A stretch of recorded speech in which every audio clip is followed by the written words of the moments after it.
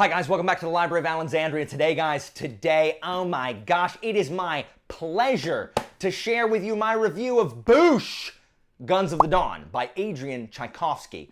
Guys, this is a standalone. It is the first Tchaikovsky book that I have read, and it was fantastic. It was so good. This book was so good. And it has been recently called to my attention by myself and other people that I am a 5-star strumpet. And I give everything 5 stars.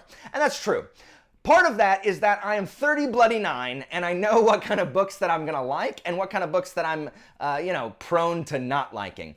And this, I knew going in, I was prone to giving this 5 stars because of what it contains. Guys, this is an insane blend of a Jane Austen novel with a Richard Sharp novel by Bernard Cornwell with Downton Abbey thrown in. It's like if Mary from Downton Abbey, a not as mean Mary, a nicer Mary from Downton Abbey. Haven't you heard? I don't have a heart. Everyone knows that.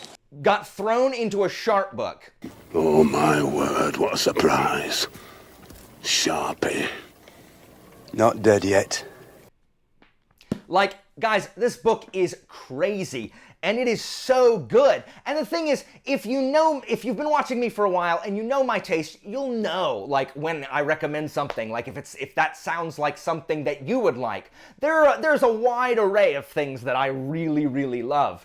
And if any of it falls into this wheelhouse, it gets its 5 stars. But you guys can, you know how to curate from that list and whether or not you're gonna like it or not. But this is a really, really good book. So, the premise of this book, there are these two kind of sister nations, Lascaux and Denland, both run by kings and their cousins, and the Denlanders, one day, they decide to kill their king, they overthrow him, they kill the king, they establish a parliament, and they take over the nation, and then they invade Lascaux because they think that it is bad press for their revolution to have this very peaceful, kind of prosperous nation that is a monarchy where they've just overthrown their monarch and, have established this kind of republic. And so the Republic of Denland is invading Lascaux, and troops have to be sent to the front, and there's 2 fronts. There's the Cochin front, which is just like cliffs and open and wide, and cavalry can be used. And then there's the Levant front, which is the bleeding swamps. It's the swamps. And this is all, guys, this is all stuff that's on the back of the book. This happens in chapter 1. We start in the swamp. And so the nation takes volunteers, and then it takes more volunteers, and then it drafts one guy, and then it drafts all the guys, and then it needs even more. They're just so close. They're so close. Just one more push to win the war. We're so close, and the king just needs a few more good men. And so they draft one woman from every household and send them to the front. And that's really where our heroine comes in. Is the Lascaux is so hard up for soldiers in making the final push to win this war that they have to draft women. And so our main character is Emily. She is of a noble family, but it's a minor noble family. It's not some incredibly storied family, though her granddad did fight in one of the previous wars, or in the last war that this nation had, when Denland was an ally, and they both fought what's called the Helic Wars. So her granddad is well known in court, and she's from a good family, but her father is dead. I mean, this is pretty kind of standard stuff. We have the older sister who has a baby, whose husband got drafted to go fight in the war, and then there's Emily, the stolid middle sister, and then there's Alice, the young dumb sister, which is Rose from freaking Downton Abbey, just wants to go and buy dresses and have parties, and what ticks her off most about the war is the fact that there's no men left. That's all she cares about. She's mad about the war because all the men are gone. And so just right off the bat, this begins, the first chapter is excellent. The first chapter starts in Medias Res. It starts in the swamp. Emily's already been conscripted. There's their battle, there's musket fire flying everywhere. It's intense. It is, and we're just dropped right in the middle of it. And Tchaikovsky writes the swamp, and this comes into play the entire book. Tchaikovsky is a fantastic writer. Like, I love his prose. It's not too flowery, but it feels very, very British. It's very like, it's just very kind of like stiff upper lip kind of prose, in just that it's very muted, kind of the metaphors and the analogies it uses, but is also very, very plain when describing the horrors of war, of which there are many. And after this first chapter, we have an extended flashback where we go to the beginning of the war, and we see what happened in her town, and how the draft affected her town, and everything that led to her fighting in the swamp in this first battle. And so Emily she's in this first chapter that is incredibly, you feel how hot it is, guys.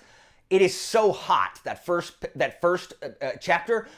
He's so good at describing how miserable the swamp is. And we've got this noblewoman who's never worked a day in her life, has been conscripted into the military, and, has to learn how to fire a gun. One of the things I thought was really interesting just about the premise of this book is that in this, the monarchy is the good guys, and the Republicans are the bad guys. Usually we see revolutions. Revolutions are the good guys, like overthrowing the evil monarch. Well, I mean, in this particular one, the monarch they overthrew, he wasn't evil. They described him as dim-witted. He was just kind of dumb and spacey. He just stared around like, oh, hello. Oh, look, a bird. Like, it's the meme with the butterfly, like, oh, is this ruling?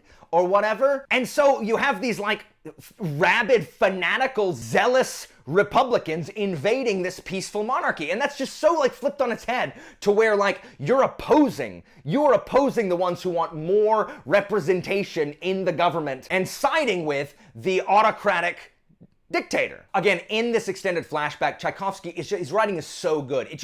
It creates such a vivid picture of a once prosperous kind of English town that's now kind of ruined by the ravages and the human cost, the cost of goods, the damage, the injured people. It's kind of affected by death and injury and people getting drafted and pulled into the army. And it just does a really good job of showing the slow kind of downward spiral or decay of the city. All the while we see what's very clearly propaganda from the Crown, being like, every time they come back for more men, they're like, we just need one more push, guys, one more push. We're this close. We just need to make another sacrifice. And it's just like, okay, I mean, but that's what she said last time too. And, we've been using propaganda in war forever. As long as there's been war, there's been propaganda. The ancient Romans loved propaganda. They wrote graffiti on any freaking flat surface they could find. One thing that I love about this book are the characters. The characters, they seem very tropey to start with. They play off some archetypes, but their desires and motivations, they're just really living, breathing characters. You relate to them, you respond to them, like your heart breaks for them when things don't go their way, when the horrors of war are visited, really, because no one escapes. In a war, like a war-torn country, everyone is a victim. I mean, just among the sisters, you've got the older sister Mary trying to hold the mansion because they live in Grammarly. Not Grammarly. They live in a big estate called Grammain, and so she's got to keep up with the running of it and paying the bills while taking care of her tiny baby that, she had after her husband got drafted. Emily is trying to deal with the governor who she hates. The Marshwick family blames Governor Northway for their dad's death. They were involved in kind of some shady deals where Northway was kind of screwing him over and kind of led him to ruin, which really just brought kind of the family low, and he is constantly in their lives like needling them but acting all nice. And so Emily is constantly at the governor's mansion like screaming at him, being like, you're gonna do this, and he just like you can tell he just eats up the fact that like she yells at him. And it's just really interesting how this relationship between these two antagonists, between Emily and Northway, kind of develops through just necessity of needing to, as the town gets worse and worse, like it's kind of like arguing and having these petty arguments is a luxury that can only be afforded in peacetime. And as things become more bare bones, there's not really all that time to do all of that. And so that's one of my favorite relationships, watching the growth for Emily and watching the growth for Mr. Northway over the course of this book. And of course, you've got Alice, who is super frivolous and just wants to be going out and buying dresses with no money. They don't have any freaking money. Some of the soldiers that she meets in the army, Elise and Brocky and her brother-in-law Tubal, the wizard Giles, who probably has the least interesting character of the soldiers she meets, Malin, the swamp guy. The characters are really, really good. They always feel real, even if they do have slight archetypes to them. The dialogue is really good. It's all very, very English, but it just feels like these are people united through a shared horrific circumstance, and Tchaikovsky just does a fantastic job with them. So, of course, the most interesting character is Emily Marshwick herself, because she is just so nuanced she's trying to do the right thing by everybody. She's trying to do the right thing by her sister. She's trying to do the right thing by her dead father. She's trying to do the right thing by her country, her king, her fellow soldiers, and it is just such a challenge watching her grapple with things that may not be fair. She's trying to deal with unfairness, but also trying to deal with duty, while also dealing with the fact that she's a woman in a military that's never had women in it before. So, I mean, your pretty standard stuff that you would expect her to deal with is there. However, you also see that the more desperate situations get, the more likely they are to not give a crap what gender you are and care way more about results. In fact, you can actually see the career military guys versus the ones who have been conscripted recently and are terrified and just want to survive. You've got the career military guys who are that you can just picture their mustache flapping going, oh, hello, good chap. Oh, I say, oh, Pip, want to send those Denlanders running today? Oh, just a couple of shots and those cowards will be fleeing for their lives. And you know, the ones that fox hunt and have no idea like how to do anything other than be really posh. Meanwhile, the other soldiers on the ground, even the ones from the nobility, are like, okay, well, what if we actually had a strategy? And so for Emily has been struggling since her dad died, and she's been dealing with that kind of grief and the circumstances surround it. And so this war and the swamp are really kind of physical manifestations of the struggle that she's been having for years. And the last really great character is the swamp itself. Guys, this book is more historical fiction than fantasy. There is some magic. The king does have warlocks, and he anoints them, and then they feed off of his power. The power is inside the king, but the warlocks utilize it. And that's really it. That's the only magic. So the magic is definitely way in kind of the background. So this reads much more like a Napoleonic Cornwell novel set in a swamp. Guys, Tchaikovsky writes these protracted, exhausting, brutal, horrific battles just as well as Cornwall does his sieges. I buddy read this with my friend Angela on the Discord, and we both agreed, like, it feels long there, kind of like 2/3 the way. You are ready to be out of the swamp. But I think it's on purpose, because you feel just as exhausted, just as emotionally dead, just as kind of beaten down by this kind of guerrilla warfare, hit and run tactics of the swamp, and this just oppressive atmosphere and these horrible situations. You feel just as bad and want to be gone just as much as our characters do. And the swamp itself is this living, breathing ecosystem that Tchaikovsky brings to life really well. The sense of place when you are in this war is really, really good. You are right there in the sweltering, bug-filled, sludge-containing swamps. It's just excellent, but it is tiring. So be warned, there's a lot of battle in this, like engagements where, you know, plunk, plunk, plunk, plunk, shoot a musket, oh, some guys die, oh, there's a charge, oh no, there's a lot of that. If you don't like military engagements, like, let that be my caveat, because there are a lot of small military engagements in this swamp. So as I said, as the back of the book says, and when I talked about propaganda, it's like in war, the first casualty is the truth.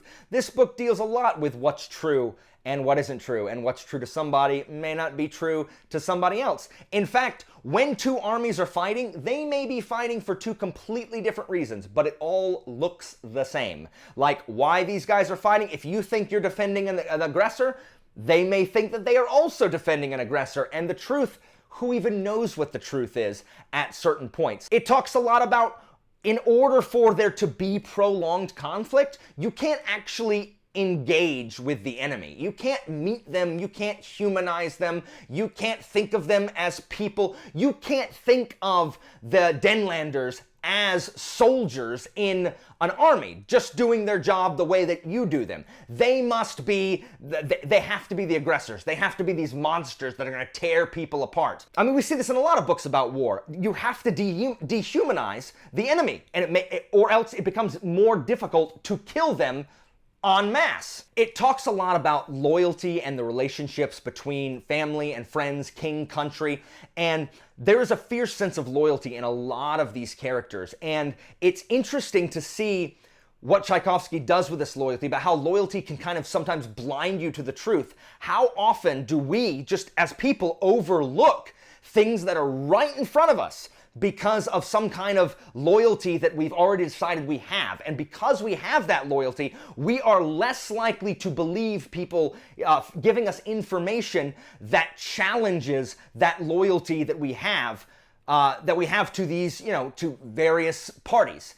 Even if that information that we're getting kind of shows that certain people aren't worthy of loyalty. It's just a struggle. I know that I've experienced that in my life, and I'm sure many of you guys have as well. So the last section of this book is not what I expected it to be.